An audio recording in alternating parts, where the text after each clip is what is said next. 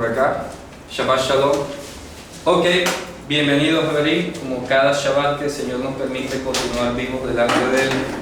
Es nuestro deber y conforme a lo que nos enseñó nuestro Señor cuando estuvo aquí, estudiar la Torah. Acuérdense que Él llegó a una sinagoga, un Shabbat cualquiera, en Nazaret, y leyó la Haftarah. Se le dio el rollo de Isaías y leyó Isaías, ¿no?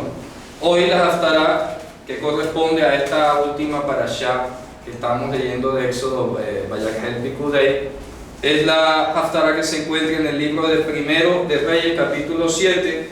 Vamos a empezar desde el 40, porque acuérdense que hay dos versiones y que los hermanos estén enterados también. Saludos allí a todos los que se están conectando. Que los hermanos Ashkenazim empiezan desde el 7, o los sefaradíes empiezan desde el 7:40, y los Ashkenazim empiezan desde el 8 tal. Entonces vamos a mezclar ambas lecturas para que sea completo, ¿no? Vamos a leer desde el extremo sefaradí hasta el extremo Ashkenazí. Y una pregunta, antes de empezar, la parashá de hoy, la parashá contiene hoy dos... Sí, se han juntado. ¿Por qué se juntan hoy la parashá? Se juntan cada vez que eso pase porque el año trae menos meses. Por ejemplo, este año no hubo dar segundo. Entonces trae menos semanas el año y por lo tanto, y además se han metido las fiestas, entonces se tienen que fusionar. Así que desde la antigüedad se estableció que se fusionasen ciertas lecturas y no otras. Ya eso es el criterio de fusión de por qué esa en particular y no otra. Bueno, ya eso se obedece a razones que ellos habrán visto en la antigüedad, ¿no? Pero esa es la razón, porque el año tiene menos días, este año hebreo. ¿Ok? Bien, entonces vamos a empezar aquí en Primero de Reyes 7:40. Que es algo como la continuación de aquello que leíamos con Salomón, ¿se acuerdan? Sí. Que había hecho una alianza con Hiram, y lo que habíamos enfatizado en aquel entonces era cómo era la sabiduría de Dios la que había guiado a Salomón a edificar esta casa para el nombre del Señor, para memorial. Así que no fue la creatividad de Salomón la que hizo eso, y ahí aclaramos una cantidad de cosas. Y terminamos viendo que eso era parte, un cumplimiento parcial de sombra de lo que Dios había dicho: y yo habitaré en medio de ellos. Ayer estuvimos leyendo en Apocalipsis casualmente que esa promesa va hasta el día postrero, ¿cierto?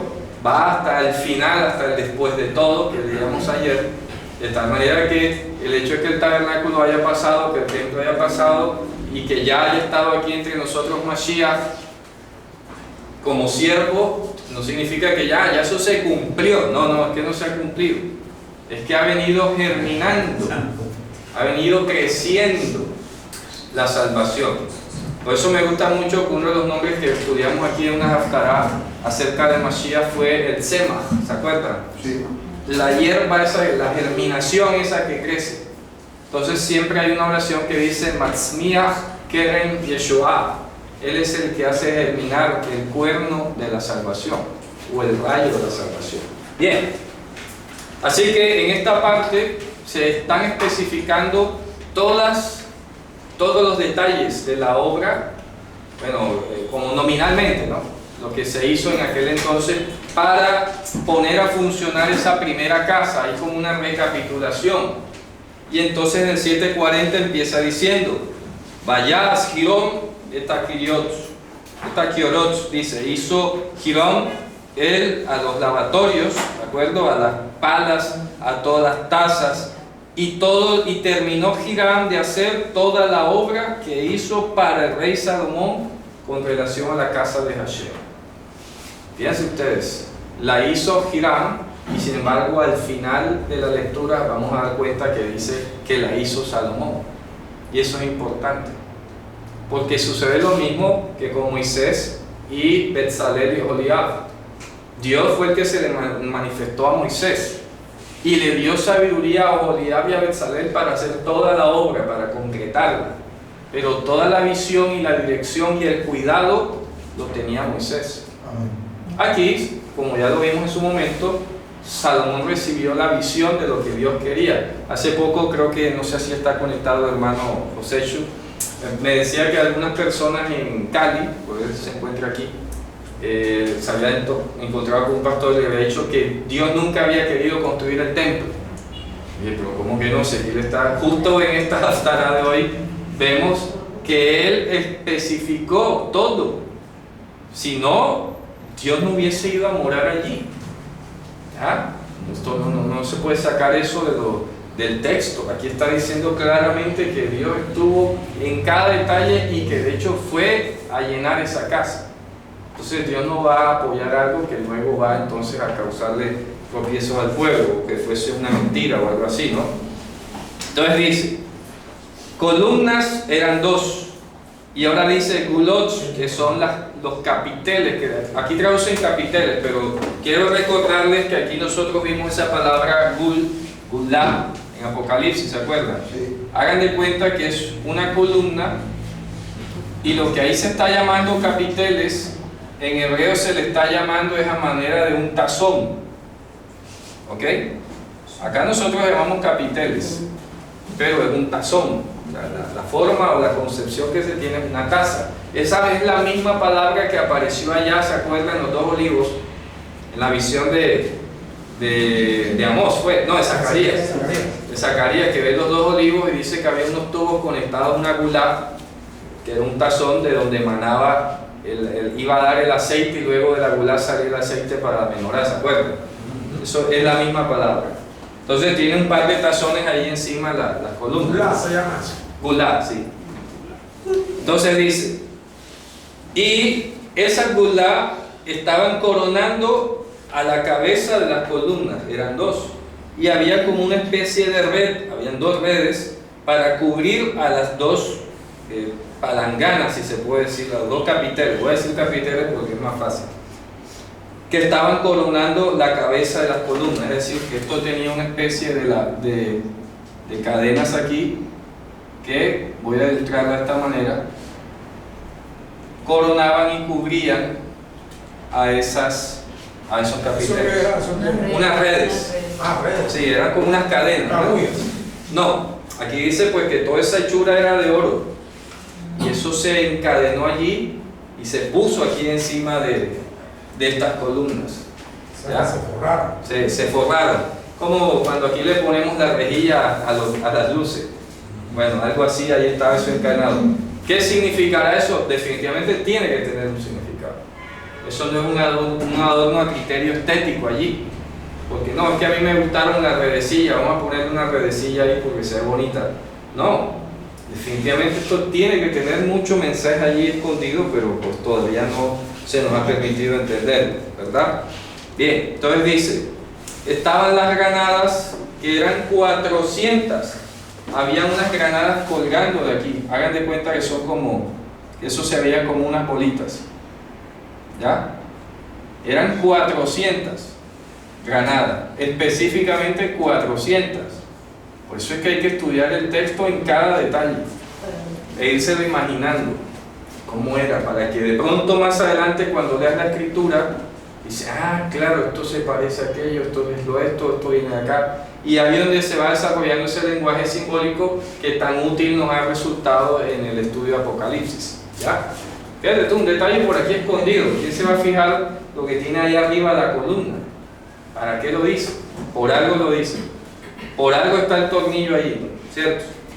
Dice, habían 2 hileras de granadas para cada una de las redecillas para cubrir a las 2 cúpulas que estaban coronando las cabezas de las columnas. Fíjate tú que es como un armazón, ¿eh?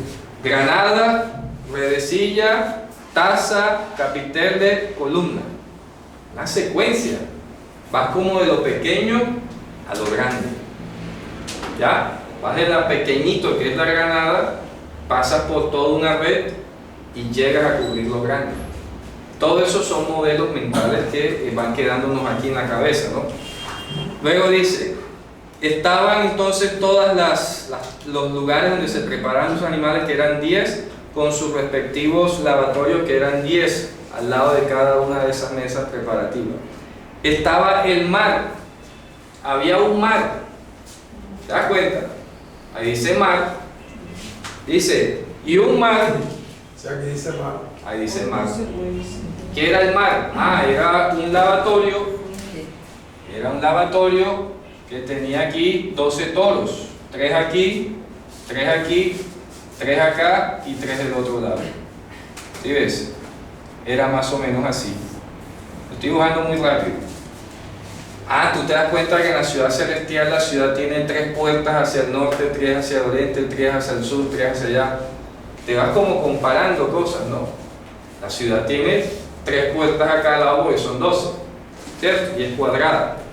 Bien, dice, estaban las ollas, estaban todas las piletas, los cucharones, las tazones y a todos los utensilios que se hizo Hiram para el rey Salomón en la casa de Hashem, y eran de cobre ¿qué?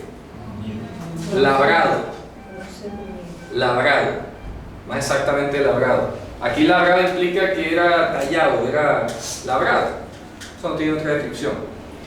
¿Qué dice ahí en el 46? Todo lo hizo fundir el rey en la llanura del Jordán, en tierra arcillosa, entre Sucot y Sartán. Bueno, ahí están traduciendo tierra arcillosa. En realidad aquí dice, son 3 lugares, está mencionando.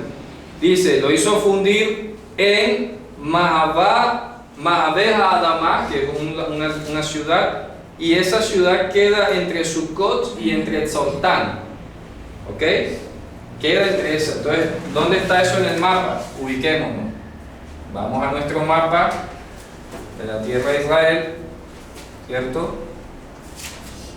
Ubiquémonos aquí. Todo lo demás. Resulta que aquí hay algo interesantísimo y muy hermoso para tenerlo presente. Resulta que cuando el patriarca Jacob salió desde Beersheba, llegó a Beit El, que queda más o menos por aquí, un poco más arriba aquí, y de Beit El todo indica que cuando él se fue huyendo para Babilonia, todo indica que él atravesó por aquí y tomó la ruta hacia allá. Todo indica eso. ¿Por qué digo todo indica? Porque esa es la ruta que él cogió de regreso. Voy a ponerla con rojo. Cuando él se vino de Padán Aram huyendo de allá, justo aquí en este punto, antes de entrar a la tierra prometida, es cuando él tiene esa noticia que se va a encontrar con Esaú. Y aquí justo cuando él atraviesa el vado del Yabok, que es este arroyo, aquí hay un arroyo, aquí hay un arroyito pequeño. Bueno, digo yo pequeño, pero es inferior al Jordán, es como un afluente. Y él atraviesa este arroyo del Yabok, pasa todo el mundo y él se queda solo. Y es allí donde pelea. Entonces resulta que al atravesar queda una ciudad aquí, que se llama Adam. Para que nunca se lo olvide, ¿eh? Una ciudad que se llama Adam. Curioso, ¿no? Y esa es la que sale allí traducida y que es suelo arcilloso. No solo es suelo arcilloso, dice Mabe Adamá, es decir, hombre, pasando al otro lado hacia Adamá, hacia Adam. ¿Ya? Allí. Y justo allí, en ese sitio es donde dice que queda entre Sucot y Tzaltán, que son 2 puntos que se pueden localizar así. ¿Ya? 2 puntos geográficos, uno de aquel lado y uno de este lado. ¿Por qué pone esos lados de referencia pudiendo haber puesto otro? Muy extraño. Algo nos querrá decir el texto ahí también. Está diciendo, hombre, que con relación a una ciudad que queda de aquel lado y otra que queda de este lado en toda la mitad. Si te paras desde acá, se van a ver así como en línea diagonal, mirando como hacia el sur. El asunto es que aquí, después de estar en Adán, donde entró Jacob, que fue la primera ciudad que él pisó allí, luego el tabernáculo del Señor se erigió aquí en la ciudad de Shiloh, que fue donde estuvo al principio el tabernáculo. Todo el tiempo el tabernáculo estuvo aquí en Shiloh. La tienda. Sí, la tienda. Todo el tiempo, o sea, cada vez que leamos el tabernáculo y la tienda en la tierra de Israel, se encontró fue allí. Y acuérdense, si los hijos de Israel salieron hacia el 1300 y Salomón está edificando esta casa en el 940, 980, pasaron casi que 300 años casi. Y réstale 40, ponle 250. Pongámosle 200. Pero fíjate qué curioso que aquí hay un dato que nos pone a pensar, que ahí dice que a los 480 años de haber salido los hijos de Israel de la tierra de Egipto. fue que se edificó esta casa. Perdón, A los 480 años de haber salido los hijos de Israel de la tierra de Egipto. O sea que eso pone loco a los arqueólogos, ¿sabes? Porque hay cuestiones de tiempo que tenemos que debatir algún día en otra clase, no hoy porque nos pondríamos muy matemáticos, pero no es la idea. El asunto de momento es atenernos a las fechas bíblicas que están aquí. Y estamos ubicándonos geográficamente. Aquí quedaba la ciudad de Hebrón, aquí queda Jerusalén aproximadamente, y aquí estuvo todo el reino del Señor durante el reinado de Shaul. Y acuérdense que David reinó los primeros años aquí en Hebrón. Vamos a poner aquí Hebrón. Hasta que unificó a todo el pueblo. Hasta que ya unificó la tribu y subió a la fortaleza de David, que es en Sión. Aquí. Por eso Y Salomón entonces manda a fundir todo el cobre aquí en esto, lo que se llama la llanura del Jordán. Perdón, hermano, por eso es que Hebrón tiene tanta importancia hoy para el Estado de Israel, ¿cierto? Sí, pero eso es algo también irónico y relativo porque Hebrón está bajo jurisdicción palestina. Por eso es el que la pelean. Lo entregaron. Entonces, Lo entregaron. sí, ellos le entregaron. Entonces, miren, todo esto que estoy haciendo de verde aquí es relieve montañoso. Más o menos para que se haga una idea cómo va el tema montañoso aquí. Así que por eso dicen la llanura. Tú te imaginas una cosa súper amplia, bueno, de hecho relativamente lo es, pero está rodeado de unas montañas impresionantes, unos desfiladeros. Aquí, en esa zona del Jordán, fue donde mandó a fundir todo ese cobre, ¿cierto? Sigamos entonces. Luego dice, e hizo descansar Salomón a todos los utensilios, que eran muchos, y no se puede ni siquiera investigar o totalizar el peso del cobre. Hizo Salomón todos los utensilios que eran de la casa de Hashem, el altar de oro, la mesa que estaba sobre la cual estaba el pan del rostro de oro, la menorá que puso 5 a la derecha y 5 a la izquierda. Esta es otra novedad con relación al tabernáculo. Acuérdense que en el tabernáculo solamente había una menorá. Aquí Salomón mandó a poner 10, 5 a la derecha y 5 a la izquierda. Pero ¿cuál es derecha y cuál izquierda? Resulta que en el tabernáculo, adentro, acuérdense que el tabernáculo miraba hacia el oriente. Acá es el norte y acá es el sur. Cuando dice a la derecha es el norte y a la izquierda es el sur. Fíjate tú, ¿ah? Y este lenguaje nos va a ayudar a entender cuando se habla del norte, cuando se habla del sur en los profetas, y lo que es la derecha, lo que es la izquierda, lo que es el cielo, lo que es el infierno, lo que se habla. Por eso hemos hablado que la diestra de la majestad es el cielo, y tiene que ver con el norte, y el norte tiene que ver con lo que está escondido, por el juego de palabras que hay entre Tzafón, el norte, y Tzafún, escondido, y así sucesivamente. Entonces a la derecha y a la izquierda, fíjate tú, es decir, que la vista que está teniendo el escritor es desde el oriente, y eso nos tiene que ayudar a nosotros mucho a la hora de leer la escritura. Desde qué óptica está leyendo o está escribiendo el relator, ¿cierto? Porque ahí dice a la derecha y a la izquierda, pero bueno, ¿hacia dónde? ¿Ah? ¿Hacia dónde queda la derecha y hacia dónde queda la izquierda? Pues, ¿sí me van a entender? Claro. Depende de la posición. Puede ser hacia el oriente o hacia el occidente. La derecha es el oriente y la izquierda es el occidente. Eso depende. ¿Ya? En cambio, la óptica del relator te está poniendo de frente al templo, desde el oriente. Ojo. Y desde el oriente, 5 al norte, 5 al sur. Entonces dice 5 a la derecha, 5 a la izquierda. Así. Ya te entendí. O sea, que está mirando, está en la parte del frente del oriente. Es correcto. Este es el oriente aquí. Claro, y frente al oriente quedaría el norte y el sur. El norte a la derecha, Claro. y el sur a la izquierda. ¿Sí ven que no es lo mismo? O sea, y eso llama mucho la atención. Lo está mirando desde el oriente. Y así es cuando vayamos a leer las profecías, ponerte en el oriente. Acuérdense, como lo decíamos ayer, que la palabra Kedem, que traducen como oriente en hebreo, Kedem desde donde está viendo el escritor, Kedem significa eternidad, Amén. lo que es antes de todas las cosas. Amén. O sea que esto también es simbólico y educativo. En pocas palabras, es como que el escritor esté viendo desde los cielos, desde la eternidad, el relato de todo lo que está ocurriendo aquí. Dime. La pregunta mía, ¿por qué el Oriente se le connota con la eternidad? Muy fácil. La razón es muy práctica. Como esta palabra Kedem significa lo que es antes de. Que eso es antes. Sí, lo que es antes de. ¿Y cómo termina Oriente? Porque resulta que allá sale primero el sol. Esa es la lógica. Entonces, porque oriente en hebreo se dice Mizrach. O sea, la palabra oriente como tal es Mizrach. Mizrach, sí, se escribe así. Sí, Mizrach. Y de todas maneras, la palabra Mizrach viene de la raíz Zarach, que significa resplandecer. ¿Ya? El sol, Zorahat, el sol resplandece. Y de ahí sale la palabra Mizrach, allá donde resplandece el sol. No de donde sale porque nunca sale. No, donde resplandece. Entonces, como allá resplandece primero también se le llama Kedem. ¿Ok? ¿Quién se entiende la lógica?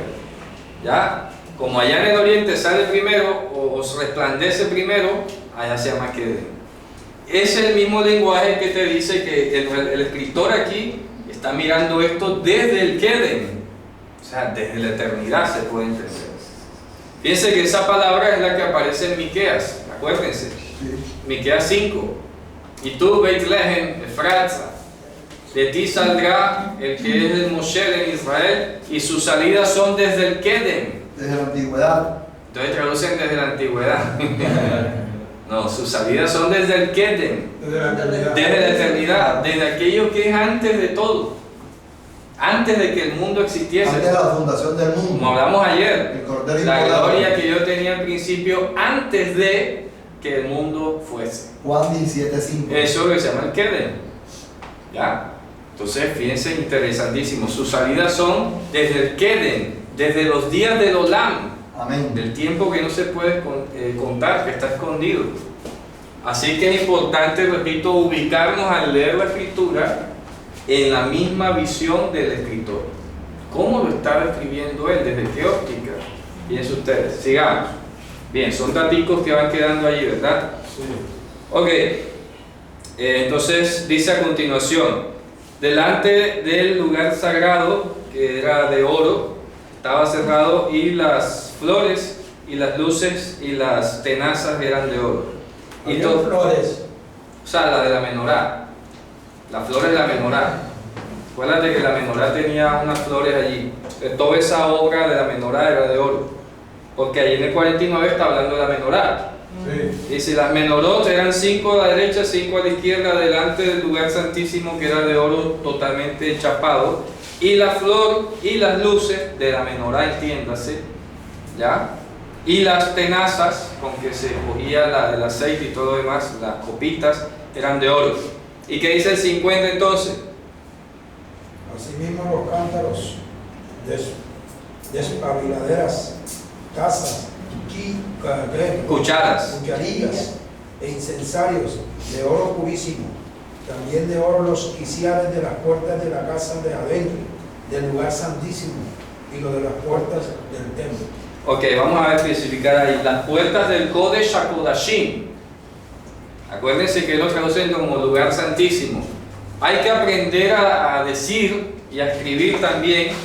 Ya yo creo que puedo botar acá. No, todavía no, para tomar la foto. No, ya tarde, ya había borrado. A ver, primero tenemos la palabra Kodesh HaKodashim, para que todos los hermanos vayan estandarizando la escritura. Esto se escribe con Q. Kodesh, no digan Kodesh, Kodesh HaKodashim. Eso significa literalmente la santidad de las santidades. Amén. O sea que eso describe a Dios mismo. ¿Ok? Dios mismo es el Kodesh HaKodashim. A veces lo traducen como el santo de los santos. Lo traducen como el santo de los santos o el lugar santísimo. Pero esa no es la traducción. Esto es la santidad de la santidad, porque fíjense que el lugar como tal, donde está el Kodesh HaKodashim, se llama de varias maneras. Se puede llamar el Devir. El aire. El Devir, no, Devir. Ah. Devir, el lugar del dominio, es lo que traduce Devir. Lo que hablamos ayer. Es correcto. El Dabar. Deber, Dabar, Mitbar, exacto. Entonces de ahí deriva la palabra Devir, que es uno de los nombres del lugar santísimo. ¿Ok? Entonces dice aquí, mira lo que dice, los quiciales de las puertas de la casa de adentro del Kodesh HaKodashim y las puertas de la casa del palacio. Ya que está distinguiendo, ¿no? Dice, y completó toda la obra que hizo el rey Salomón en la casa de Hashem, ¿cierto? Y se completó toda la obra que hizo el rey Salomón en la casa de Hashem, y trajo Salomón las cosas sagradas de David, Kodshei David, dice allí, las cosas sagradas de David, su padre, la plata, el oro y los utensilios, y los puso en los tesoros de la casa de Hashem. Ya, ahí terminó esa descripción de cómo había quedado esa obra. Ahora viene lo estremecedor aquí. Aquí nos da unos datos interesantes geográficos, de manufactura, quienes participaron, qué se hizo, ¿ok? Y esto se parece mucho a lo que es los encargos de la parashá. En la parashá habla de unos encargos, ¿verdad? ¿Se acuerdan que hablamos de eso? Quienes estaban encargados de esto, lo otro, y los que tenían que participar para ser instruidos en todo este manejo de todos estos utensilios e implementaciones. La chura, sí. Sí, pero entonces la parashá también se llama Vayakhel, que significa y congregó. Y vamos a hacer un resumen de esa palabra. A ver, para que todos los que nos vayan a ver por primera vez allí lo tengan sabido también. La palabra hebrea kahal, ¿ok?, tiene como sinónimo también una palabra tardía que es la palabra knesset. En hebreo es asamblea, y es implícitamente de gente libre, habilitada, y también en arameo se llama kenishta. Kenishta, ¿ok? Kenishta. Bien, kahal, knesset, kenishta. Kahal fue traducido por eclesía, ¿cierto? Sí. Y por sinagogue. Así que sinagoga e iglesia son sinónimos. Solo en la mente del español son dos sitios diametralmente opuestos. Sí, cuando le da la gana de poner iglesia pone, y cuando le conviene pone, o no le conviene pone sinagoga. No, y en el lenguaje popular quiero decir que se le llamó sinagoga al templo judío e iglesia al templo cristiano, cuando etimológicamente son sinónimos. Son la misma cosa. Y no se refiere al templo. Se refiere a la asamblea, A la congregación. la congregación, El A cuerpo la de los gente, hombres. a la gente. al conjunto. Claro. Claro, el conjunto. Entonces de aquí sale el verbo hikhil, que es potente esto que dice aquí a continuación. Miren, hikhil. Esto tiene una connotación muy profunda, porque si sabemos que esto es una asamblea de gente libre, que ha sido liberada de la esclavitud, ¿ok?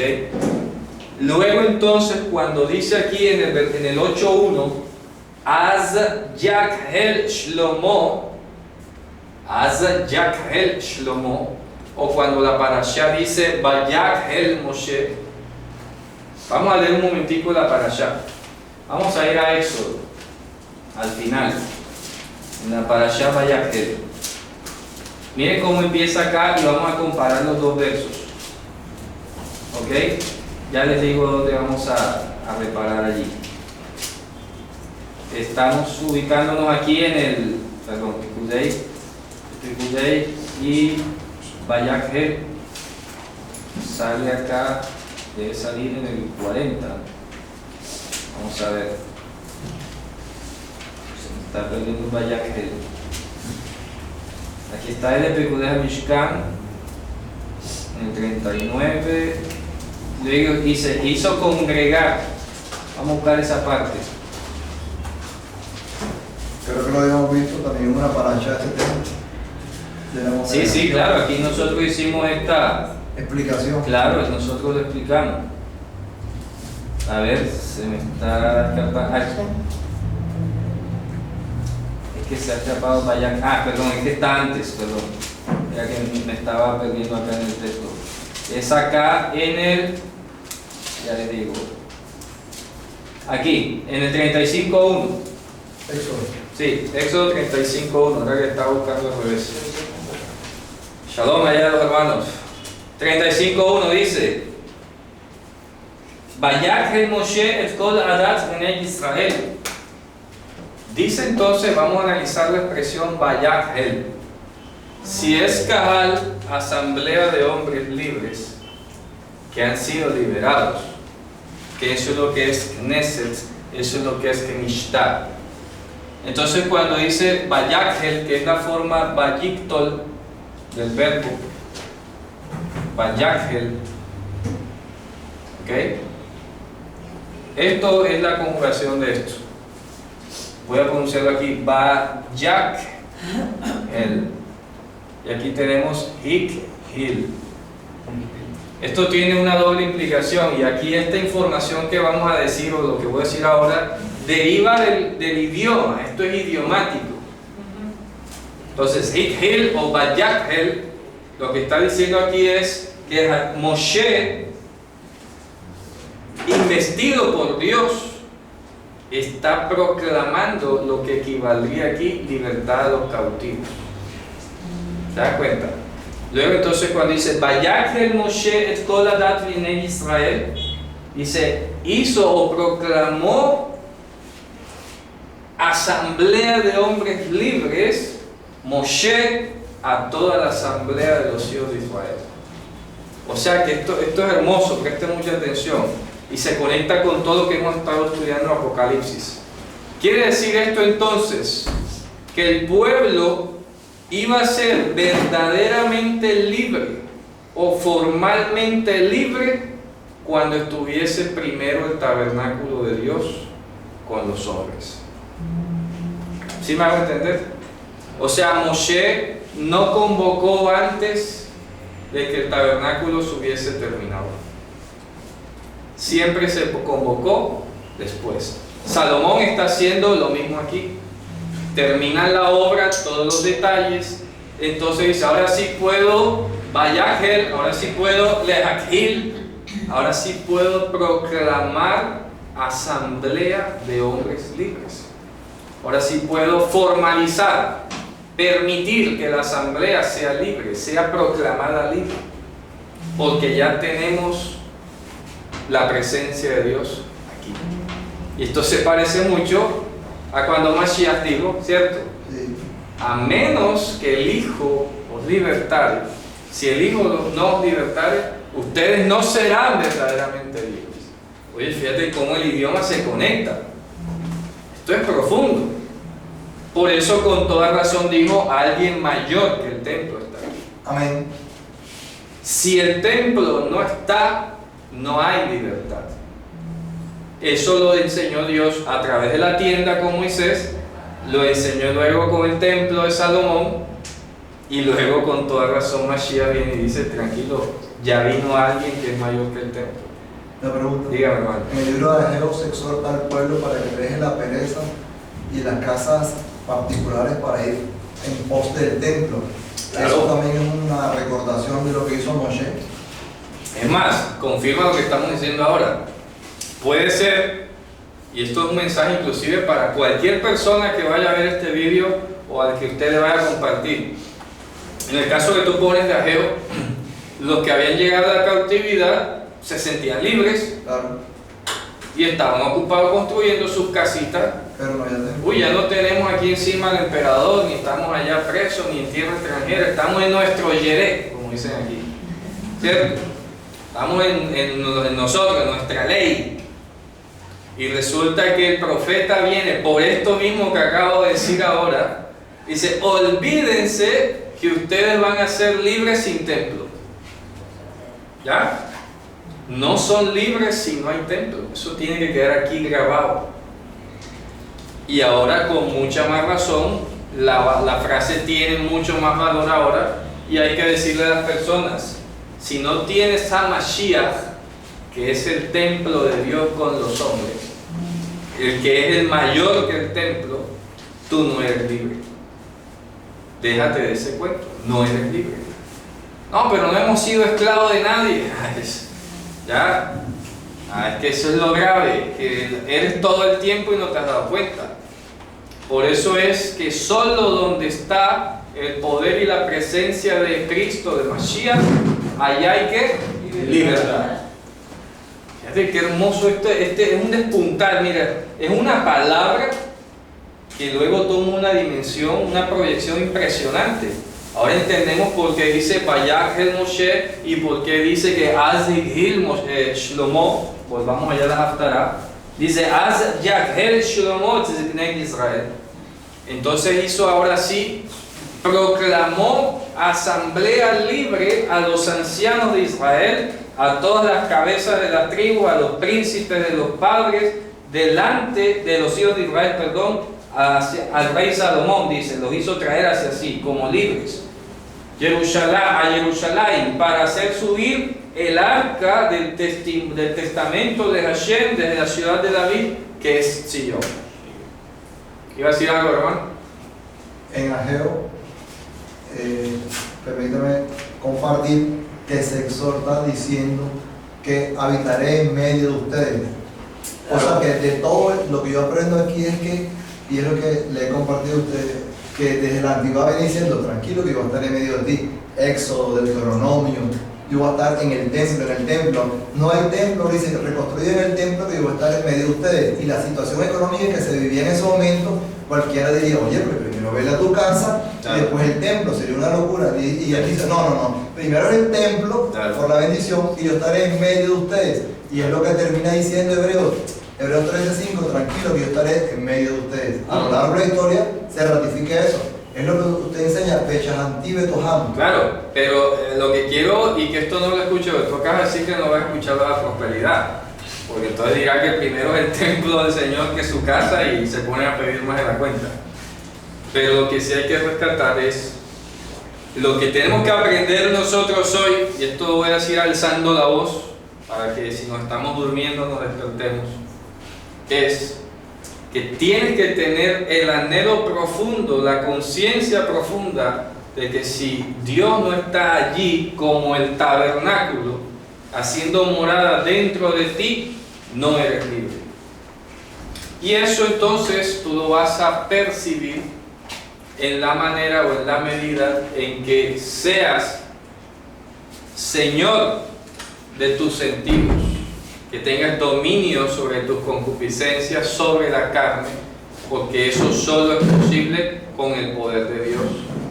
No es haciendo meditación trascendental, sí, porque un yoguista, cierto, puede venir a decir eso, pero yo me libero también de las pasiones. Sí, pero es que esa va a ser la diferencia. Tú puedes por yoga, por meditación, por cualquier otra cosa, supuestamente liberarte de tus pasiones, de tus instintos y todo, pero como leíamos ayer, igual te vas a morir. O sea que aún allí es superior nuestro Señor. Sí, porque tú te puedes liberar, pero ¿quién te da la vida eterna? ¿Cierto? Como ya los paisas, ¿verdad? ¿Quién te da la vida eterna, papitos? ¿A quién? ¿El yoga? Nada. ¿Nueva era? Nada. ¿En la astrología? ¿Verdad? No, ni nadie te va a dar la vida eterna. Porque la vida eterna es dádiva de Dios.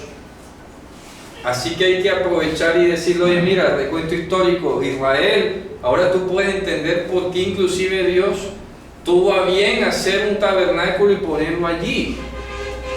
Es para enseñarte históricamente y espiritualmente que si Él no está allí en medio del pueblo, no hay libertad. Y eso lo dijo, oye, pero en una frase nuestro Señor. Si el Hijo no os libertare, no seréis verdaderamente libres. ¿Dónde está el Espíritu? Y el principio todavía existe. Y el principio existe. Cuando uno mayor que el templo vino. Es correcto. Fíjate tú. Por eso es que podemos ver cómo la voluntad de Dios, cómo los mandamientos van evolucionando, si se puede decir, se van tomando forma, van se tomando- van personalizando se van perfeccionando en la vida de Yehoshua. en la vida de Josué. Amén. Oye, qué maravilloso esto. Entonces vamos a seguir leyendo las Haftará para ir terminando ahorita. Vamos a ver qué otros detalles tenemos aquí. Miren cómo empezó esto espectacular. Ahora entendemos por qué dice Az Yaghel. Entonces proclamó asamblea de hombres libres Salomón, así debería leerse. Entonces proclamó asamblea de hombres libres Salomón, ¿a quién? A los ancianos de Israel, a todas las cabezas de las tribus, de los príncipes de las casas paternas de los hijos de Israel, hacia el rey Salomón, hacia sí mismo, como cuando Mashiach dijo, os traeré a mí mismo. ¿Cómo te va a traer él? ¿Siendo esclavo? No. La única forma, como dice por ahí en otro lugar, en la escritura, sin santidad nadie verá al Señor. Pero ¿cuál santidad? ¿La que tú te quieras inventar? ¿O es la que Dios impregna? Porque Él es la santidad de las santidades. Entonces solo cuando la santidad de las santidades te impregne, te va a traer hacia sí, hacia Él mismo, y ahí es donde tú vas a ser verdaderamente libre. Si la santidad de las santidades no ha llegado adentro de ti, todavía estás en un mundo ilusorio. Así que por eso dice, ahora que habéis sido libres, dice Romanos 6, ¿verdad? De la esclavitud del pecado, tienes como fruto la santificación, como fin la vida eterna. Y la santificación está escrita aquí. Se nos ha revelado a nosotros en la Torá. Todo lo que está escrito aquí es santificación. ¿Qué fruto tiene que mostrar tarde o temprano en este mundo o en el venidero? Un hijo de Israel, un heredero de Mashiach. La observancia del Shabbat, la alimentación, el vocabulario, las citas, la asistencia delante del Señor. Todo que luego, además de eso, le llaman todas las conductas de justicia, de verdad, de paz. Como dice el profeta Zacarías, Emet umishpat shalom shiftu vesha'alechem, ¿verdad? Dice, verdad, procedimiento correcto y paz juzguen en todas vuestras puertas. Eso se tiene que empezar a anunciar. Zacarías 8:16. Sí, correcto. Entonces dice, y otra vez, mira que insiste en esto, ¿ah? ¿Qué dice el verso 2? Bali kahalu el amelech shlomo kol ish Israel. ¿Cómo traduce allí? El verso 2, 8:2. Se reunieron junto al rey Salomón todos los hombres de Israel, en el mes de Tanín, Fíjate tú, ¿ah? que es el mes séptimo, en la fiesta. Ahí no dice se reunieron. Sí, porque da la idea simplemente como que tú fuiste allí, tú mismo acudiste. Resulta que en hebreo esto está en voz pasiva. Esto está en edificio nifal, conjugación de voz pasiva. Dice, Vayikalu, y fueron proclamados asamblea libre hacia el rey Salomón, todo y cada uno de los varones de Israel, en la luna de Etanín, en la fiesta, o sea, en Sukkot, que es el mes séptimo. Dígame. Ok. Mira los análisis que está, aquí te está dando fecha y todo. Cuando dice en la fiesta, ¿cuál fiesta? Porque en el mes séptimo tenemos 4, ¿cierto? Yom Teruah, Yom Kippurim, Sukkot, Shmini Atzeret. ¿En cuál de las 4? Dice en la fiesta. Sukkot es la que... La única de las 4 que se llama la fiesta es Sukkot. Sukkot. ¿Ya? Sukkot. ¿Y de cuándo es Sukkot? Entre el 15 y el 21 del mes séptimo. Fíjense ustedes, en esos mismos días es cuando Mashiach se levanta en medio de la fiesta y dice, todo el que esté sediento, venga a mí y beba. El que crea en mí, como dice la Escritura, de su interior correrán ríos de agua viva. Lo está haciendo en la misma época en la que el rey Salomón inauguró, puso a funcionar el templo. La pregunta sería, o salía uno ahí, cuando se dice que creen como dice la escritura, ¿verdad? ¿Cuál era la escritura en ese tiempo? ¿En qué parte de esa escritura eso? Que es lo que está citando Claro. ahora mismo. Eso lo hemos dicho. No se podía entender si no, ahora que estás explicando. Claro, no, y además de todo es porque el Cantar de los Cantares 4.15 lo dice. Solo que hay que verlo con los ojos de Mashiach. Cuando tú vas a Cantares 4.15, ahora lo tocamos para explicar. Entonces dice, vamos a leerlo de nuevo. Y fueron proclamados asamblea libre hacia el rey Salomón todos los varones de Israel. O sea, vuelve a insistir en el mismo verbo. Y fueron proclamados asamblea libre. Dice, en la luna de Etanim. Etanim es el nombre hebreo original del mes séptimo, que luego se llamó Tishrei. Aquí quiero hacer otro estándar para todos nuestros hermanos que nos vayan a ver, porque yo he visto inclusive algunas editoriales judías que ponen Tishri, Tishrei, y es toda una variación que hay ahí, no entiendo por qué. Esto es muy simple. En hebreo, si somos apegados a la ortografía, estoy escribiendo aquí en grande, el mes se llama Tishrei. Tishrei, así es como se pronuncia. Entonces yo he visto, repito, hay algunos autores que ponen Tishri o Tishrei, no, Tishrei, es lo correcto, Tishrei. Como hay mucha gente que dice kosher, no es kosher, kasher. Kasher es lo correcto. Eso de kosher es otra cosa. Entonces Tishrei, y este nombre es babilónico. El nombre original es Etanim. Etanim, que significa las lluvias torrenciales. ¿Ya? Porque para esta época ya empezaba a descender la lluvia. Y por eso habían algunas precauciones que se tenían que tener en Sukkot, ¿ok? Porque ya iba a empezar a caer las lluvias para esta época. Entonces se llama Etanim. Dice, en la luna de Etanim, en la fiesta, que es el mes séptimo. O sea, en Sukkot. Entiéndase, en Sukkot. Dice, y vinieron todos los ancianos de Israel y levantaron los sacerdotes el arca. El arca.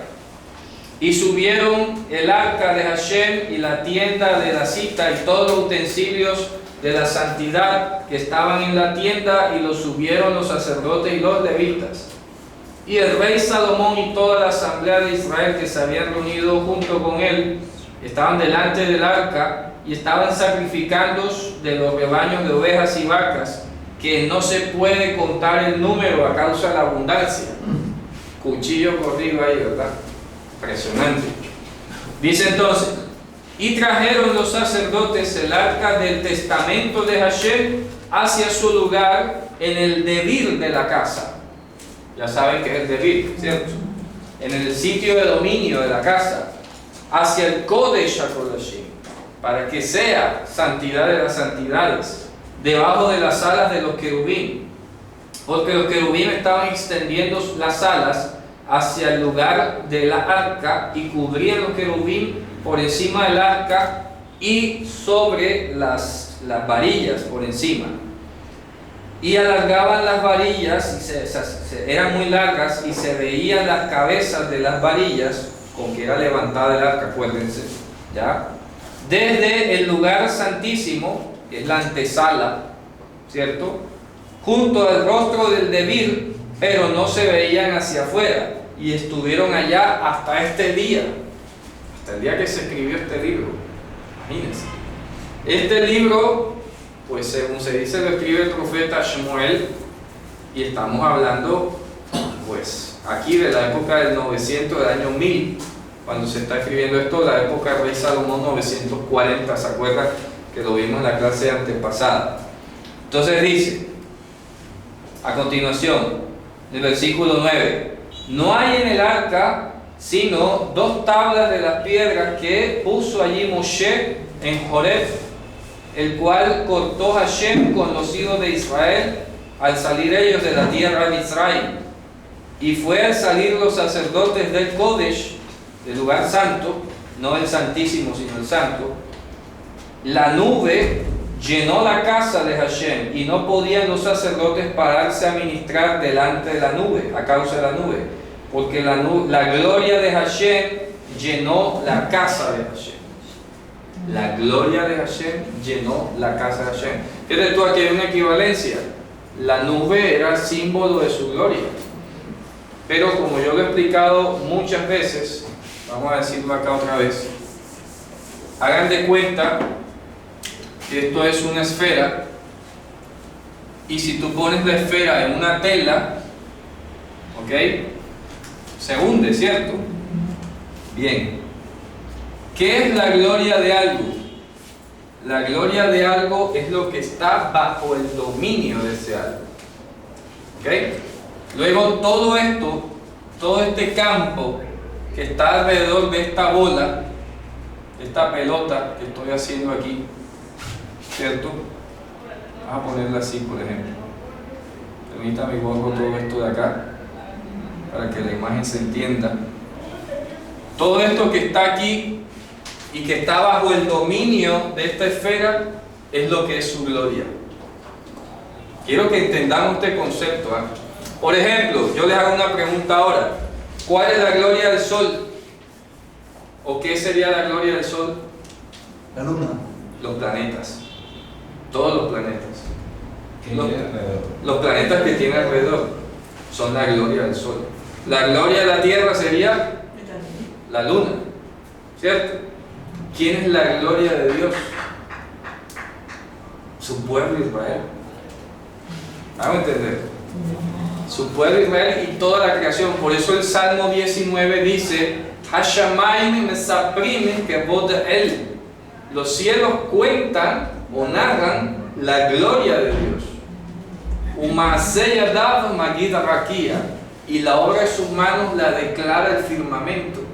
Pero acuérdense que justamente Dios le dijo a Abraham: así será tu descendencia. ¿Se da cuenta? O sea que más allá de ser el cielo y la expansión, la gloria de Dios es aquello con lo que se comparó.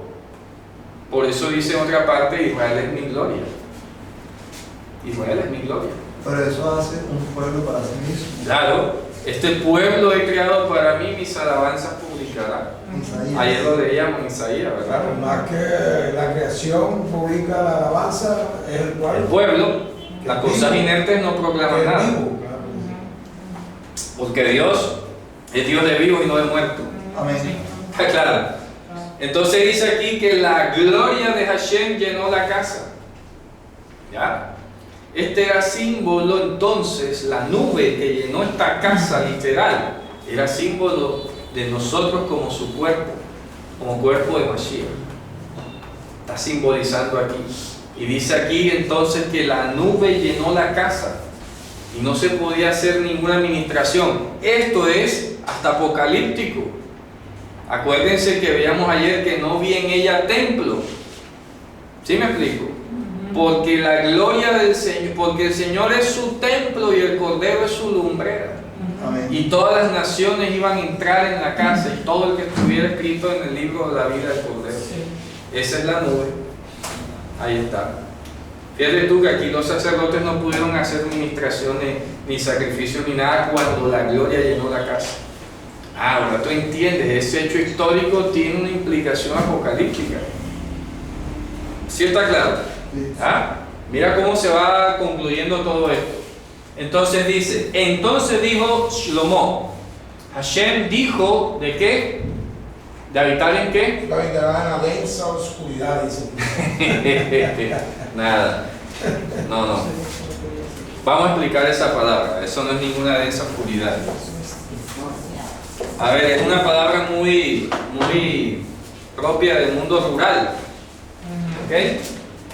La palabra que sale allí traducida como densa oscuridad, tú dices, bueno, ¿y cómo Dios va a habitar en las tinieblas? ¿Cierto? Oye, como raro. Aquí tenemos la palabra arafel. ¿Qué es lo que se le llama arafel? De hecho, es una palabra muy extraña si la analizas desde el punto de vista morfológico, porque es de 4 letras, no es normal. ¿cierto? Pero no es difícil de entenderla. Las palabras que terminan en L en hebreo indican diminutivo, algo pequeño, ¿ya? En este caso, como Carmel, viene de Keren más el, Carmel, viña pequeña. En este caso, la palabra Oref, que es la que está aquí de raíz, Oref, Olaf, ¿ok? ¿Está claro? Significa sobre todo la parte de la nuca. Fíjense ustedes por dónde va esto. Entonces, es símiles lo que hay aquí. Hashem dijo de que habitaría en Arafel. Hombre, si tú vas a la práctica, el Arafel se le llamó entonces a ese rocío de la mañana, esa neblina. ¿De acuerdo? La neblina que había en la mañana, que no te da visibilidad, ¿cierto? Que está allí, que te tapa la visibilidad. Sí la hemos visto, ¿no? La neblina. Pero aquí lo han traducido como densa oscuridad. Acá dice densa nube. Ahí dice densa nube, bueno, eso está mejor. Pero ya cuando te dice la densa oscuridad o las tinieblas, suena como extraño. ¿Ok? Entonces, Oref es que Oref como tal es la nuca. ¿Ya? Oref. Pero el símil que está haciendo aquí literalmente diría como la nuca pequeña, pues se pudiera traducir así, ¿cierto? Aquí. Pero es esa que te cubre la visibilidad, lo que está diciendo. ¿Ya? Hablar de que te cubre la nuca, como que te ha llegado hasta aquí, no te deja avanzar, como cuando tienes el agua al cuello. ¿Sí me van a entender? Pero en general se llama Arafel a la neblina. A la neblina. ¿qué tiene que ver diminutivo? Por eso, es una construcción antigua. Es una forma de describir esta palabra de una manera como muy cariñosa. Porque en hebreo no hay diminutivos. Esto es una forma muy primitiva. O sea que eso se refiere a lo que nos cubre, Claro, entendido como la gloria de Dios. es correcto. Por ejemplo, aquí está, quiero redondear la idea. Por eso estoy hablando de la palabra nuca. Porque acuérdense que nuestro Señor dijo, llevad mi yugo, porque mi yugo es fácil y ligera mi carga. Por eso está hablando del Arafel. Sí, normalmente se entiende como la neblina, pero no es en vano que aquí diga que Hashem dijo de que habitaría con Arafel. Ok, esto es importante, a ver, lo voy a desempacar más. Lo voy a desempacar más. Presten mucha atención. Ya hace un rato, ahora mismo decíamos que si Dios no está, no hay libertad. ¿Cierto? O sea, ¿está clara esa idea? Bien. Templo histórico, todo. Ahora está diciendo aquí el rey Salomón que Hashem había dicho de que habitaría con Arafel. Con Arafel. No dice en Arafel. Con Arafel. ¿Qué significa esto? De que vas a tener un yugo pequeño en tu cuello. Como él lo dijo, llevad mi yugo, que mi yugo es fácil. Entonces aquí lo que ocurre es que esta palabra es polisémica. ¿Ok? La primera connotación que debemos entender es la de yugo pequeño. Y la otra es la de la neblina. ¿Ok? Pero el traductor evidentemente se ha dejado llevar por el sentido de la neblina. ¿Ok? Y ha pensado de que, bueno, ¿qué hace Dios viviendo en la neblina? O sea, ¿será que Dios, todo lo que hizo y todo lo que planteó allí fue para decir que Él quería vivir en medio de la nube espesa? Hombre, eso no tiene sentido. Dios dijo que habitaría con Arafel. Es decir, con un yugo fácil de llevar. ¿Habitaría en dónde finalmente? En medio de los hijos de Israel. Y para hacerlo, esa libertad de la que Él nos iba a conceder, era una libertad que no iba a estar sin yugo. ¿Ok? O sea, que no se piense que tú eres ahora libre en Cristo y que no tienes que hacer nada ni obedecer a nadie. La Torah va a decir que puede ser un yugo. Es un yugo ligero Es que cuando él dijo mi yugo es fácil, acuérdense que el yugo en ese momento histórico en Israel era la enseñanza de los sabios. ¿Ok? Era la manera como se hacía, como se Así transmitía. estuviesen equivocados. Sí, así estuviese equivocado. Ese es el yugo. Se llamaba yugo. La enseñanza Sí. de la Torah. Dada por los maestros era el yugo. Por ejemplo, miren, les voy a decir, se decía en el siglo I, es que él no ha recibido el yugo del reino de los cielos. ¿Saben qué era eso? ¿A qué equivale eso? Recibir el yugo del reino de los cielos no era otra cosa más que haber reconocido y recitado el Shema Israel. Eso es recibir el yugo del reino de los cielos, para que lo sepan. ¿Lo puedes repetir? Sí, voy a decirlo de nuevo. Pregunta: ¿qué significa recibir el yugo del reino de los cielos? En el siglo I, póngale ahí, igual grande, haber reconocido y confesado el Shema Israel. Eso era el yugo del reino de los cielos. Un tecnicismo. ¿Está claro? Sí. Entonces, si alguien, por ejemplo, un prosélito, estaba ahí, no, es que él todavía no ha recibido el yugo del reino de los cielos. O sea, él no ha proclamado el Shema Israel todavía. Y todavía tiene que ser circuncidado para que sea libre. Y para cuando se circuncide, entonces tiene que haber pronunciado el Shema Israel y ahí sí se cierra su conversión. Ahí sí podemos contarlo como salvo, decían ellos. ¿Ok? Aquí Mashiach viene y dice: lleven mi yugo. Si Él es el reino de los cielos, ¿qué está diciendo? Confiésenme a mí. ¿Ya? Porque ¿qué dice el Shema? Shema Israel, Adonai Eloheinu, Adonai Ehad. El yugo del reino de los cielos significaba confesar el Shema Israel. Y confesarlo implicaba practicarlo. Implicaba dejar los dioses, dejar las costumbres gentiles y todo. Luego cuando él dice, lleven mi yugo, ¿cierto? ¿Qué significa? Hombre, tienes que confesarme a mí, porque yo soy el reino de los cielos. Y si vas a llevar el yugo del reino de los cielos, ese soy yo. ¿Sí ves? Y se conecta, repito, con lo que está diciendo acá el rey Salomón. Hashem dijo que habitaría con Arrafel.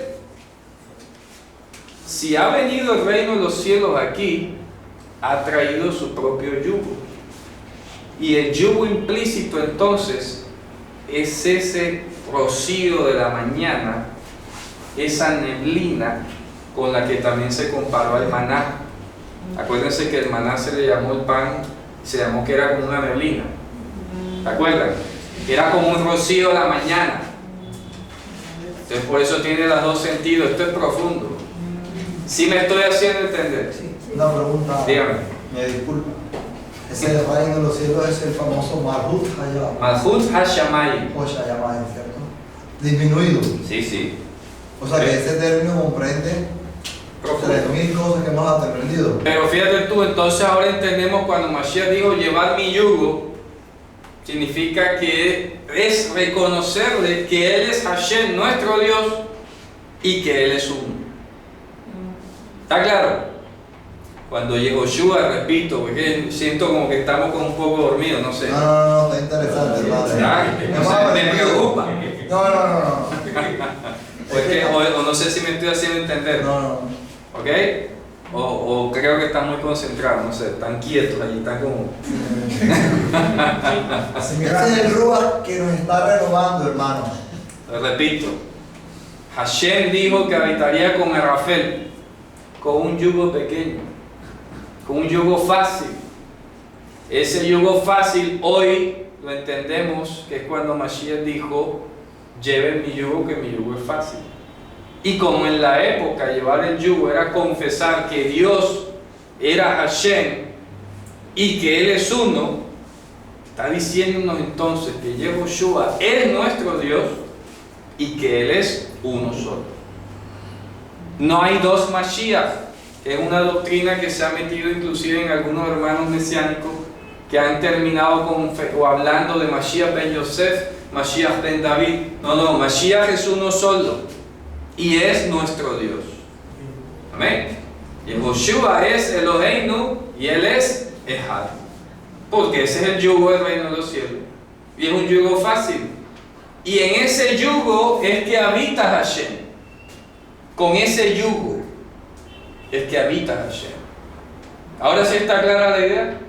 Es decir, que nadie hoy puede decir, no, Dios habita conmigo, dentro de mí, sin tener el arafel. Sin tener el yugo. Es correcto. ¿Ya? Sin tener el yugo de Mashiach. Sin tener el yugo de Mashiach. No, nadie puede decirlo. No, es que Dios está dentro de mí también. Pero yo no creo que Yehoshua sea el Mashiach. Entonces tú no tienes ningún arafel. ¿Está claro? No invente. Porque aquí dice que Hashem había hablado que él habitaría solo en el arafel. Claro, el problema que tenían por lo menos los fariseos era que las tradiciones de ellos era lo que se oponía a que ellos pudieran gozar o tener el gozo de la fe. Es correcto. Así es. Usted dice, oye, mi yugo es fácil. Yo soy. Es difícil por eso.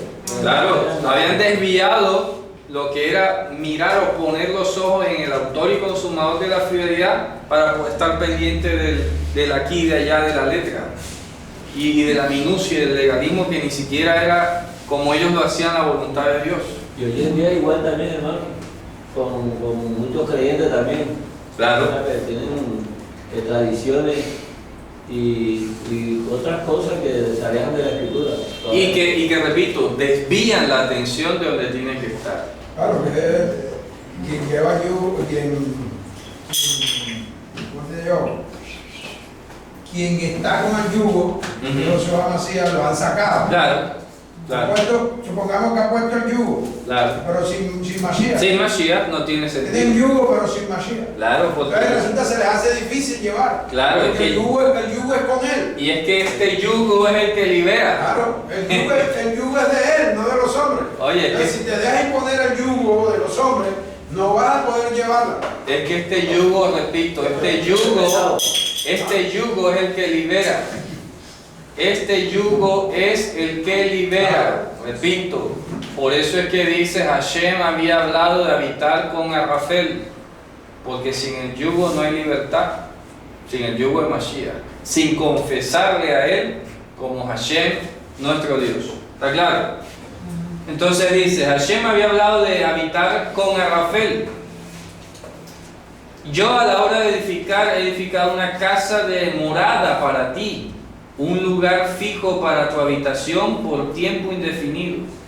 Dice que entonces volvió el rey su rostro y bendijo a toda la asamblea, el Kehal Israel, y a todo el Kehal Israel estaba de pie. Y dijo, Baruch Hashem Elohei Israel, Asher diber befizet David David, Biadó Milel Emor. Dice, bendito Hashem, Dios de Israel, que habló con su boca a David mi padre, y en su mano llenó, diciendo, desde el día que yo hice salir a mi pueblo, a Israel de Mitzrayim, no había escogido en ninguna ciudad de todas las tribus de Israel para edificar una casa para poner allí, para estar allí mi nombre. Dígame. Me llama la atención el pasaje que parece que tuviera relación con lo que dijo Jesús. En la casa de mi padre nunca morada hay. Claro. Cuando dice en el versículo 13, yo he edificado casa por morada para ti, Sí. morada que tú habites para siempre. Claro. Por eso digo, es necesario que me vaya Claro. y os prepararé morada. Claro. En la casa de mi padre muchas moradas hay. Entiéndase que ahí se está refiriendo al derramamiento de Ruach HaKodesh. Por eso entonces ya No vemos, habitaciones de hotel. Porque eso es lo que significa la reforma. entonces, ya vemos aquí una connotación espiritual. Total. Porque puede salir de allí. Claro, totalmente, así es.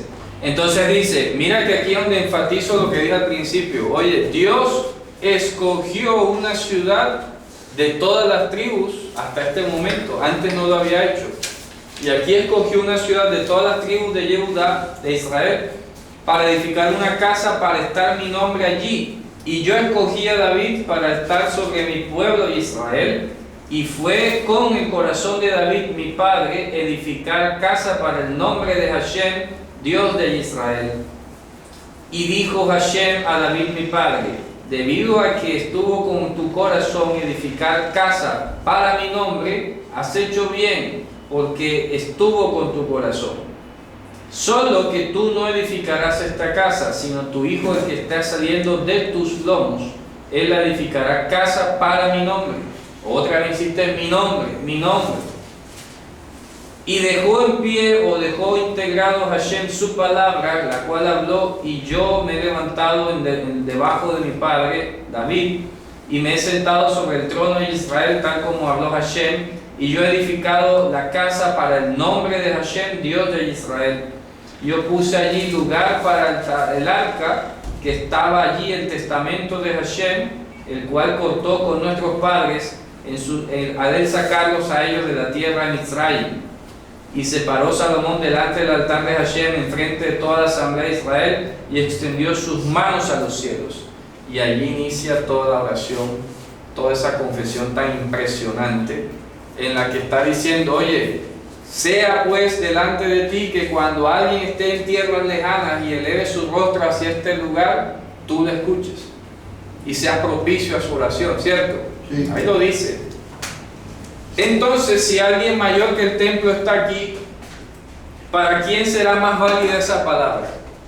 ¿Para el templo de piedra o para el templo final, que es la morada de Dios con nosotros?